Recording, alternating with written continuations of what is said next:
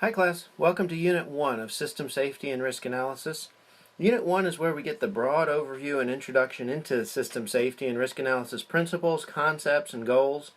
These foundational principles, we're going to build upon them throughout the rest of the course. So try real hard to get a good, solid understanding of these foundational principles. In Canvas, you can see an overview of the unit assignments by clicking on this tab here. And that will bring you into your unit assignment summaries. For Unit 1, then, we have the title of Unit 1, System Safety and Risk Analysis, Acceptance of Course Requirements, and Class Introductions. Those are pretty self-explanatory and pretty typical. Activities, Unit 1 activities. So Unit 1 is divided into two sections. It's 2 weeks long, and you have Unit 1-1 and Unit 1-2. So in activities, you have, for the first half of Unit 1, you have your assignments. These are your reading assignments and then your PowerPoint assignments. So reading assignments come from your principal text and then your supplemental text that we also have some PDF documents on. So you'll do those reading assignments, and then your PowerPoint presentations are supplemental to your reading assignments. In addition to your normal PowerPoint presentations, we have videos. There are several videos that really hit the highlights of the PowerPoint presentations. Not all the information, but they hit the highlights. These videos, each one of them are very short. They're, I think the maximum is 8 minutes long. There might be 1 or 2 that go a little bit longer, but generally they're 5 to 6 minutes long. Short YouTube presentations just to hit the high points of those PowerPoint slides. So in that Activities tab, then, you have your reading assignments, you have your PowerPoint, which will supplement that information, and then some videos that supplement the PowerPoints. So your devotionals and interactive assessments are divided up concurrently with the unit. So you have devotional and interactive assessment -1 or 1-1. That corresponds to week 1. That's due next Sunday, May 15th.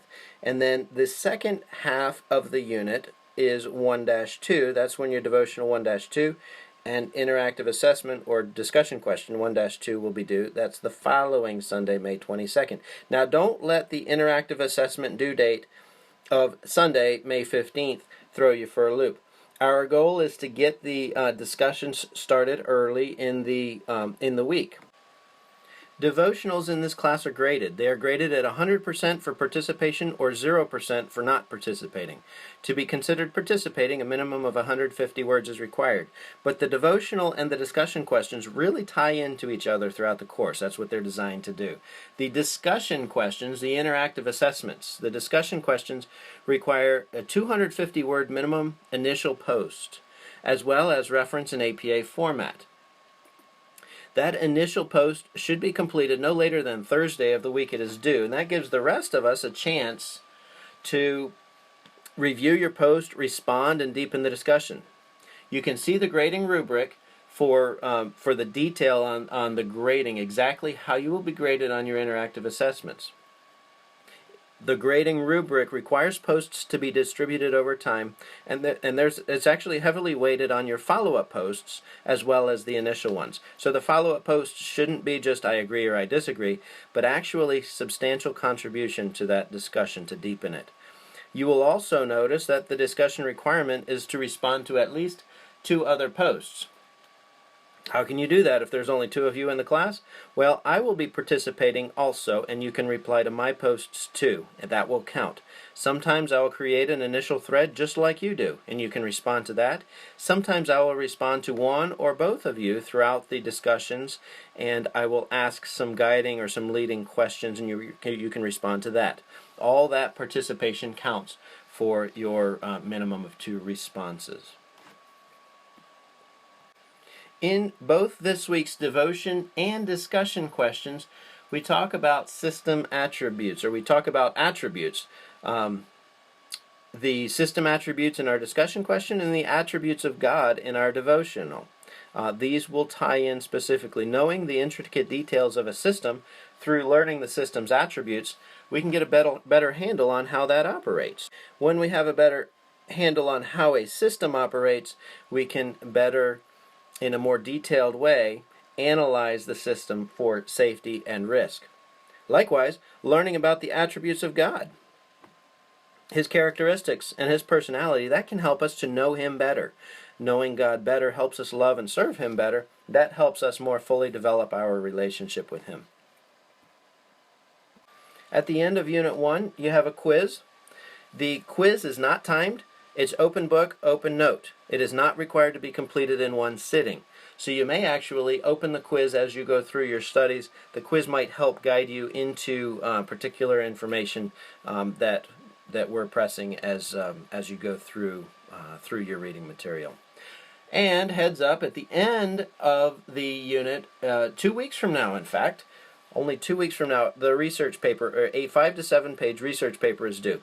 The research paper sets a foundation for a couple of other projects that you will do throughout the course. So plan ahead and do well on the research paper. If you need help with APA formatting, here's a great website that helped me through graduate school. I'll post the link in this in the announcement. But this is Purdue's online writing lab. The link will bring you to this page. We're not MLA guide. We don't need to worry about that. But the APA guide is what we're looking for. Let me circle that for you. The APA guide right there is what we're looking for. Click that link, and it'll bring you to the overview of the APA style. So the links that you're looking for are actually right here: APA Overview and Workshop and Formatting and Style Guide. As you click on those links, they will bring you to some phenomenal information that you can actually look for in-text citations. When you're looking for that, what exactly are we looking for? It gives you examples. We're not doing footnotes, but we do a reference list, basic rules, reference list, authors.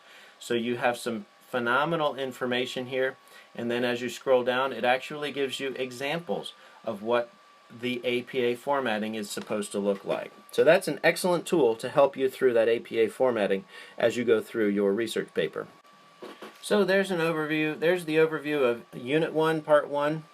I truly hope you enjoy this course. I'm excited to be able to go through it with you. Keep an eye on the announcements and the discussions to make sure you get all the information that I'm sending to you. Anything you need, feel free to reach out to me, and I will look forward to seeing you in this week's discussions.